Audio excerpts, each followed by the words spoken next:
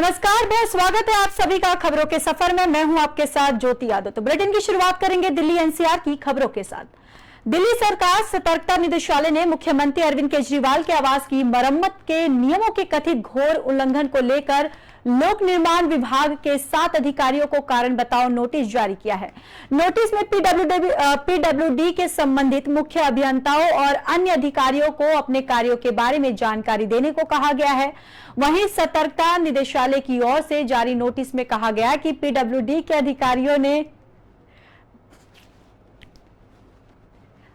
ने विभाग की फाइल में दर्ज किया कि मुख्यमंत्री की आवश्यकता के मुताबिक आंतरिक हिस्से की रूपरेखा में बदलाव किए गए हैं, जिसके परिणाम स्वरूप कुल किए गए काम और स्वीकृत राशि में अंतर हुआ है। सतर्कता विभाग के नोटिस में कहा गया कि पुराने ढांचे को बिना सर्वेक्षण रिपोर्ट के ध्वस्त कर दिया गया है और पीडब्ल्यूडी द्वारा बनाए गए भवन के लिए किसी भवन योजना को मंजूरी नहीं दी गई थी।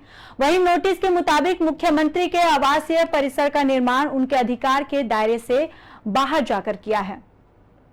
सीएम आवास परिसर का निर्माण शहरी कार्य मंत्रालय द्वारा जारी दिशा निर्देशों के तहत निर्धारित मानदंडों के हिसाब से बहुत बड़ा है और सतर्कता विभाग के अधिकारियों ने बताया कि पीडब्ल्यूडी अधिकारियों से अपने रुख के बारे में पूरी जानकारी दे।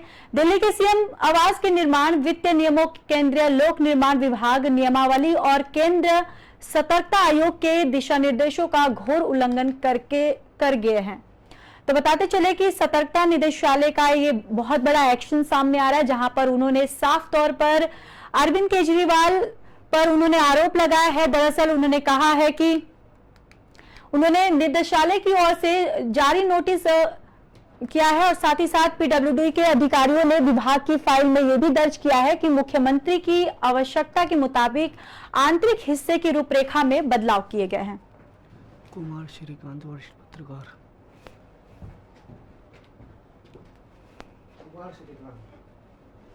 तो इसी खबर पर हमारे साथ ज्यादा चर्चा के लिए कुमार श्रीकांत जी जुड़ चुके हैं, वरिष्ठ पत्रकार हैं। श्रीकांत जी, बहुत बहुत स्वागत है आपका। जी श्रीकांत जी, जिस तरीके से मैं आपसे ये जानना चाहूंगी कि ये पीडब्ल्यूडी ने बताओ नोटिस जो जारी किया है कि मुख्यमंत्री आवास को लेकर किस तरीके से देखते हैं, क्योंकि उसमें उन्होंने ये कहा है कि रूपरेखा को बदला गया है।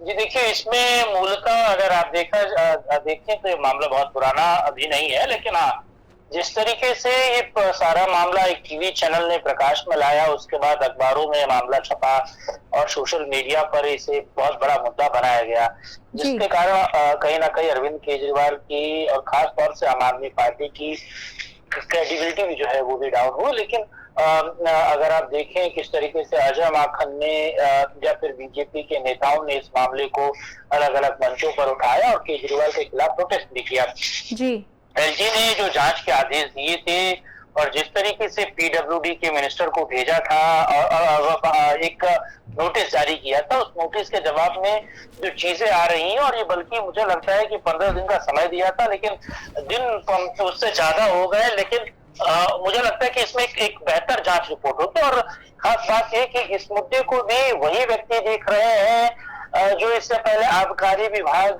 से जुड़ी हुई फाइल्स को देख रहे थे।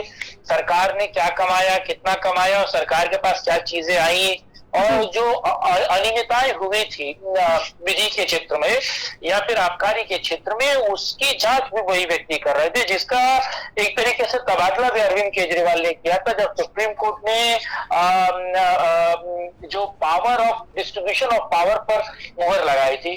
तो कहीं ना कहीं इसे पॉलिटिकल वेंडाटा कहिए या कुछ भी कहिए, लेकिन बड़ा सवाल यह है कि एक शीश महल या फिर एक घर के रिजर्वेशन के लिए 55 करोड़ रुपए कैसे खर्च हो सकते हैं, और उतने अगर खर्च भी हो रहे हैं तो क्या वो एक ऐसा व्यक्ति है जो दिल्ली का मुख्यमंत्री खुद को कहता है, आम आदमी पार्टी का नेता कहता है, गरीबों का बेटा खुद को कहता है, क्या ये बात डाइजेस्ट हो पाएगी? बड़ा सवाल तो यही है। और जांच है तो जांच में क्या निकल कर आता है वो देखना बहुत जरूरी। श्रीकांत जी, अब कहीं ना कहीं एक तरफ से देखा जाए तो अब अरविंद केजरीवाल की जो मुश्किलें हैं कहीं ना कहीं बढ़ती हुई नजर आ रही हैं।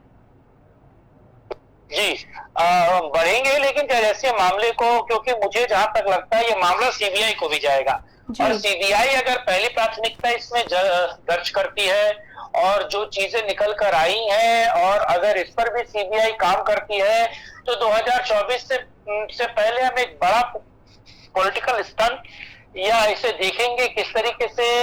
अगर मनीष सिसोदिया जेल में है, मनीष सिसोदिया अरविंद केजरीवाल की अनुपस्थिति में पार्टी को देखते थे, और अगर अरविंद को जेल जाना पड़ता है 24 से पहले, और जो चीजें निकल के आ रही हैं, और अगर ऐसा कुछ होता है और सीबीआई अगर अरेस्ट करती है या ईडी या फिर तमाम तरह की चीजें जो आती हैं, अगर वो मनीष अब अरविंद पर उनका शिकंजा पड़ता है, तो कहीं ना कहीं राजनीतिक अपडेट तो होगा, लेकिन वो साख, वो चीज जो आम आदमी पार्टी ने कमाई थी, जो अपने नाम की राजनीति करती थी, वो कहीं ना कहीं कमजोर हुई है।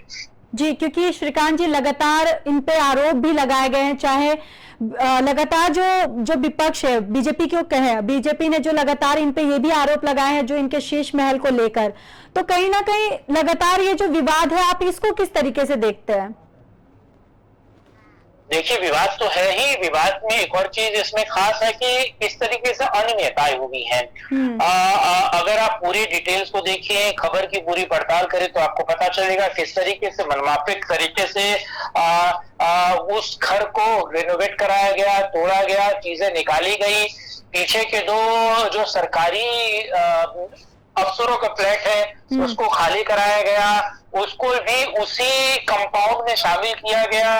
इस तरीके से अरविंद केजरीवाल की पत्नी का भी नाम आया कि मंदिर खरीदने के लिए वो 1.5 लाख का मंदिर खरीदने के लिए मार्केट में गई, और अगर आप देखिए तो किस तरीके से रेनोवेशन के नाम पर लाखों रुपए के पर्दे लगे, और जो बाथरूम की सीट्स होती है उसमें भी लाखों रुपए खर्च हुए। तो बड़ा सवाल यह है कि जो व्यक्ति बात करता है शुचिता की, ईमानदारी की, जो बात करता है दिल्ली की राजनीति की, जो आम आदमी पार्टी बात करती है, जो दिल्ली में जो चीजें मतलब गरीबी की बात करती है, वो कहते हैं कि हम गरीबों के मुख्यमंत्री हैं। तो ऐसे मुख्यमंत्री को ऐसी लेविश लाइफ जीना, और 54 रेनोवेशन हद से 1 या 2 करोड़ में हो जाता है। दूसरी चीज ये है कि क्या इस रेनोवेशन में 420 हुई है, भ्रष्टाचार हुआ है, क्या फॉर्जरी हुई है, क्या बिलिंग को लेकर गलत अपडेट मिली है, क्या 2 लाख के बिल को 20 लाख बनाया गया है, और अगर बनाया गया है तो ये भ्रष्टाचार का पैसा किस पर गया है? बात केवल ये नहीं है कि 54 करोड़ के आसपास का शीश महल बनता है। बड़ा सवाल यह है कि अगर 54 करोड़ का नहीं, वो 5 करोड़ का शीश महल बना है या 50 लाख का शीश महल बना है, तो बाकी जो पैसा कागजों में 54 करोड़ खर्च हुआ है, वो करप्शन का पैसा है। वो करप्शन, एंटी करप्शन की गोद से निकलने वाली पार्टी कैसे करप्शन को लेकर क्या परसेप्शन बनाती है, किस तरीके से उस सारे मामले को कैलकुलेट करती है। बड़ा सवाल यह है कि करप्शन के विरोध में खड़ी हुई पार्टी और करप्शन के विरोध में खड़ी हुई पार्टी जिस गर्भ से निकलती है, वो किस तरीके से करप्शन की बात करती है। बड़ा सवाल तो ये आएगा जी। श्रीकांत कुमार जी, बहुत बहुत धन्यवाद हमारे साथ जुड़ने के लिए, ये सारी जानकारी हमारे साथ साझा करने के लिए। तो दिल्ली सरकार सतर्कता निदेशालय ने मुख्यमंत्री अरविंद केजरीवाल के आवास की मरम्मत में नियमों के कथित घोर उल्लंघन को लेकर लोक निर्माण विभाग के 7 अधिकारियों को कारण नोटिस जारी किया है। नोटिस में पीडब्ल्यूडी के संबंधित मुख्य अभियंताओं और अन्य अधिकारियों को अपने कार्यों के बारे में जानकारी देने को भी कहा गया है।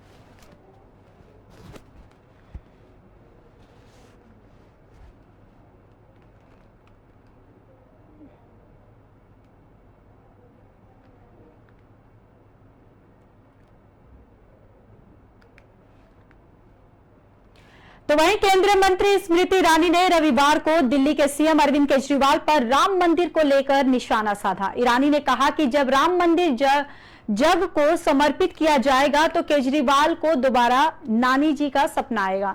दरअसल मोदी सरकार के 9 साल पूरे होने पर केंद्रीय मंत्री ईरानी रविवार को दिल्ली में एक सभा को संबोधित कर रही थी, और इस सभा का आयोजन पश्चिमी दिल्ली के उत्तम नगर में किया गया, जिसमें दिल्ली बीजेपी अध्यक्ष वीरेंद्र सचदेवा, सांसद प्रवेश साहिब सिंह और अन्य नेता मौजूद थे। वहीं अमेठी से लोकसभा सांसद ईरानी ने आगे सीएम केजरीवाल पर हमला करते हुए कहा है कि राम राज की स्थापना बीजेपी ने की है, लेकिन दिल्ली के मुख्यमंत्री पर धिक्कार है। उन्होंने आम आदमी पार्टी पर आरोप लगाते हुए कहा कि दिल्ली में लोगों को ना पानी मिलता है और ना ही बिजली। वहीं स्मृति ईरानी ने आगे कांग्रेस पर निशाना साधते हुए कहा है कि कांग्रेस पार्टी ने कहा था कि कोई चाय वाला प्रधानमंत्री नहीं बन सकता, लेकिन भारत की जनता ने कांग्रेस का यह घमंड चकनाचूर कर दिया। इस कार्यक्रम में मौजूद बीजेपी सांसद प्रवेश साहिब वर्मा ने कहा कि सीएम अरविंद केजरीवाल ने दिल्ली के लिए कुछ नहीं किया, वो केवल 550 करोड़ का विज्ञापन देकर हल्ला कर रहे हैं और वही केजरीवाल केवल अपने लिए करते हैं। उन्होंने 4.5 करोड़ का अपने घर में टॉयलेट सीट लगवा लिया है।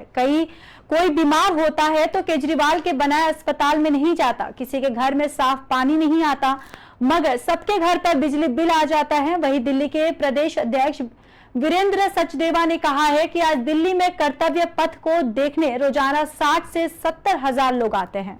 इसको प्रधानमंत्री ने बनवाया है और सीएम केजरीवाल अपने घर में 8 लाख का पर्दा लगवाते हैं। उनके घर में 15 बाथरूम है और सचदेवा ने यह भी कहा कि केजरीवाल ने शराब घोटाला किया है और अपने लिए 552 करोड़ का महल भी बनवाया है। तो बताते चले कि स्मृति ईरानी ने आम आदमी पार्टी पर जमकर हमला किया है। साथ ही साथ उन्होंने कहा है कि बीजेपी ने राम राज्य की स्थापना की है। साथ ही साथ उन्होंने ये भी बोला है कि आम आदमी पर आरोप लगाते हुए उन्होंने कहा है कि दिल्ली में लोगों को ना पानी मिलता है और ना ही बिजली। वहीं स्मृति ईरानी ने आगे कांग्रेस पर भी निशाना साधते हुए कहा कि कांग्रेस पार्टी ने कहा था कि कोई भी चाय वाला प्रधानमंत्री नहीं बन सकता, लेकिन भारत की जनता ने कांग्रेस का ये घमंड भी चकनाचूर कर दिया। अकील खान को आप नेता। तो इसी खबर पर हमारे साथ चर्चा करने के लिए आप नेता अकील खान जी जुड़ चुके हैं। अकील जी, बहुत बहुत स्वागत है। जी धन्यवाद। अकील जी, जिस तरीके से स्मृति ईरानी ने ये सारे आरोप लगाए हैं कि राम राज्य की स्थापना बीजेपी ने की है और उन्होंने ये कहा है कि अरविंद केजरीवाल सिर्फ अपने लिए सोचते हैं, उन्होंने अपने लिए सारे काम किए हैं, दिल्ली की जनता के लिए कुछ नहीं किया। उन्होंने ये भी आरोप लगाया है कि दिल्ली की जनता को ना पानी मिलता है ना बिजली, सिर्फ बिजली के बिल टाइम से उनके घर पे पहुंच जाते हैं। अच्छा जी, चोर मचाए शोर।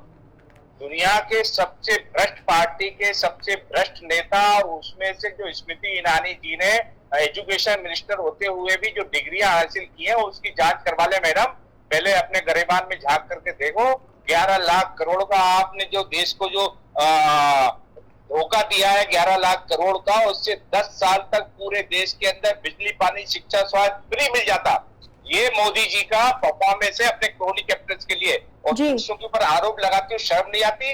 अरे आप ये बताइए, आपने 2.5 लाख करोड़ जो है नोटबंदी में कहां गायब कर दिया? वो पैसा आपके सारे बीजेपी वालों ने खाया है। और देश के अंदर भ्रष्टाचार इतना ज्यादा हो गया कि जितने आपने वादे किए थे ना बीजेपी वालों ने, जरा बताइए कौन कौन से वादे आपने पूरे किए हैं? 15 लाख खा करके बीजेपी वाले मोटे हो रहे हैं और आपके जो वादे किए हैं 2 करोड़ रोजगार हर साल का, कहाँ है? 2 करोड़ रोजगार हर साल गायब हो रहे हैं। आप ये बताइए, इसके अलावा आपने जो महिला सशक्तिकरण के लिए जो वादे किए थे कुछ भी उसके अंदर आपने नहीं किया है। और अरविंद केजरीवाल जी ने जो देश को नया मॉडल दिया है उसको आप पूछते हैं और फिर उसी को फॉलो करते हैं।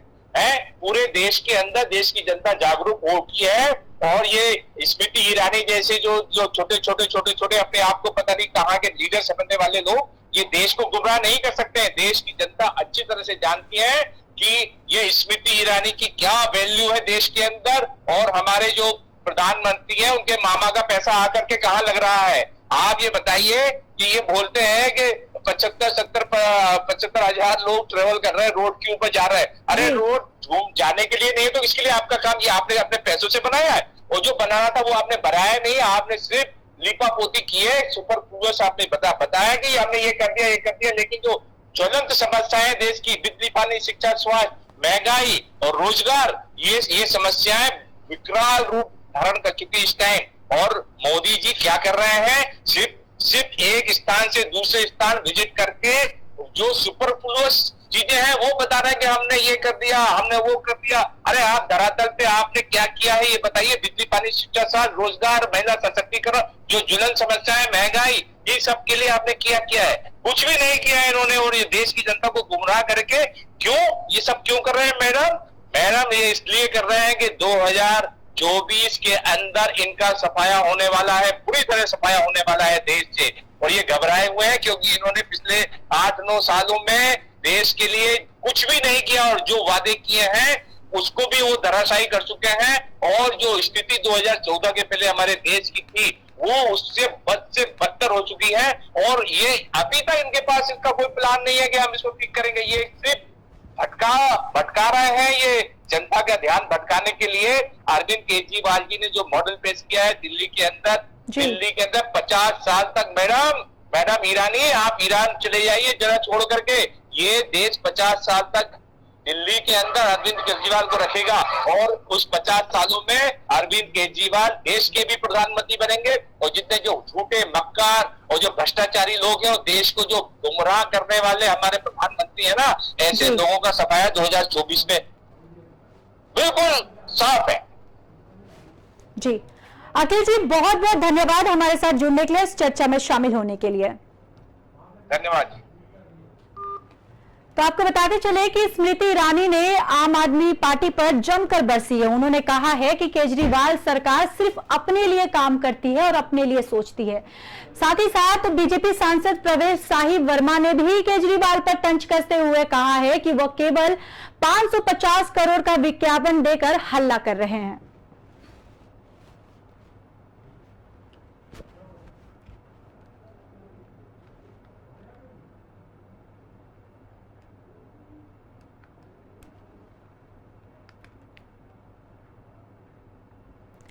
तो वहीं पश्चिम बंगाल में पंचायत चुनाव को लेकर हो रही हिंसा और केंद्रीय बलों की तैनाती को लेकर मंगलवार को सुप्रीम कोर्ट में सुनवाई हुई और इस दौरान सुप्रीम कोर्ट ने बंगाल सरकार पर सख्त टिप्पणी की है।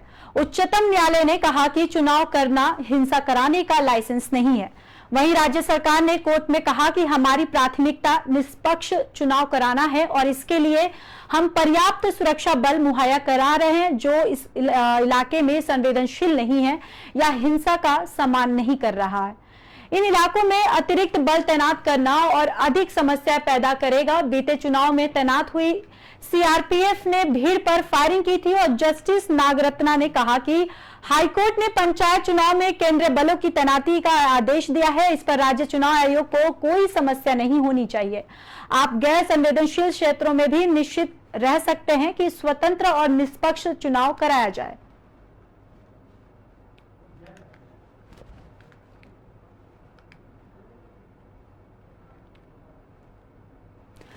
दिल्ली यूनिवर्सिटी के साउथ कैंपस में हत्या का मामला सामने आया है। दरअसल साउथ कैंपस के आर्यभट्ट कॉलेज में छात्र आपस में ही भिड़ गए और इस बीच एक छात्र पर चाकू से हमला कर दिया गया। वहीं इस हमले में छात्र की मौत हो गई है। जानकारी के मुताबिक ये छात्र संडे को क्लास करने के लिए आर्यभट्ट कॉलेज आए हुए थे। कॉलेज के पास ही छात्रों के बीच झगड़ा हुआ जिसमें एक छात्र को चाकू मार दिया गया। जिस लड़के को चाकू मारा गया उसका नाम निखिल चौहान है। वहीं पुलिस मामले की जांच में जुटी हुई है। दरअसल आपको बताते चले कि मर्डर की वजह निखिल की गर्लफ्रेंड को माना जा रहा है। करीब 7 दिन पहले कॉलेज में एक छात्रा ने निखिल की प्रेमिका से बदसलूकी की थी। इसके बाद कहासुनी हुई थी और आज दोपहर करीब 12:30 बजे वो अपने 3 साथियों के साथ कॉलेज गेट के बाहर निखिल से मिला और उसने सीने पर चाकू मार दिया। वहीं निखिल चौहान को चरिका पालिका अस्पताल में भर्ती करवाया गया और इसके थोड़ी देर बाद ही उन्हें मृत घोषित कर दिया गया है। इस हमले में मारा गया जो शख्स निखिल चौहान पुत्र संजय चौहान था जो कि पश्चिम बिहार का निवासी था। बताते चले कि निखिल चौहान की उम्र मात्र 19 वर्ष थी और इसी हत्याकांड को लेकर आप नेता सौरभ भारद्वाज ने ट्वीट किया और आईजी साहब आप क्या कर रहे हैं, मेरी दिल्ली की न्याय व्यवस्था बर्बाद हो गई है, आपने हमारी दिल्ली का क्या हाल कर दिया है। बताते चले कि आज दिल्ली के सबसे पॉश जिले साउथ वेस्ट दिल्ली में एक ही दिन में 3 मर्डर हुए हैं। सुबह 2 बहनों की गोली मारकर हत्या कर दी गई है। इसके बाद शाम को कॉलेज के गेट पर चाकू मारकर छात्रा की हत्या कर दी गई और वहीं 2 बहनों के हत्याकांड को लेकर दिल्ली के सीएम अरविंद केजरीवाल ने भी सवाल उठाया। गौरतलब है कि दक्षिण पश्चिमी दिल्ली के आरके पुरम में अपने भाई के साथ संदिग्ध वित्तीय विवाद को लेकर रविवार तड़के 2 लड़कियों की कथित तौर पर गोली मारकर हत्या कर दी गई।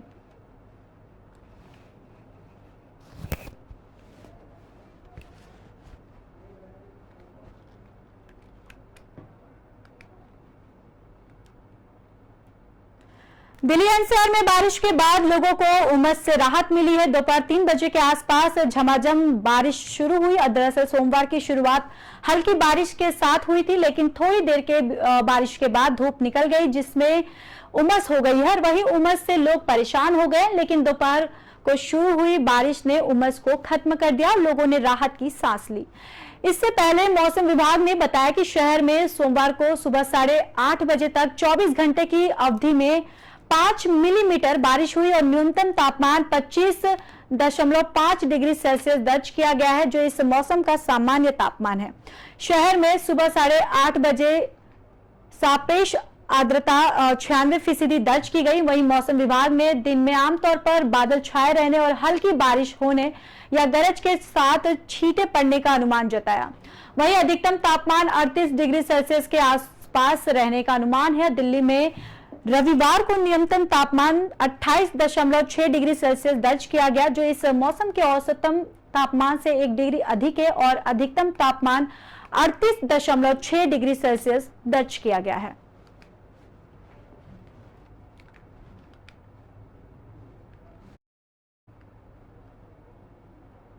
दिल्ली एनसीआर की खबरों में मेरे साथ बस इतना ही। बाकी देश और दुनिया की खबरों के लिए देखते रहिए पी न्यूज।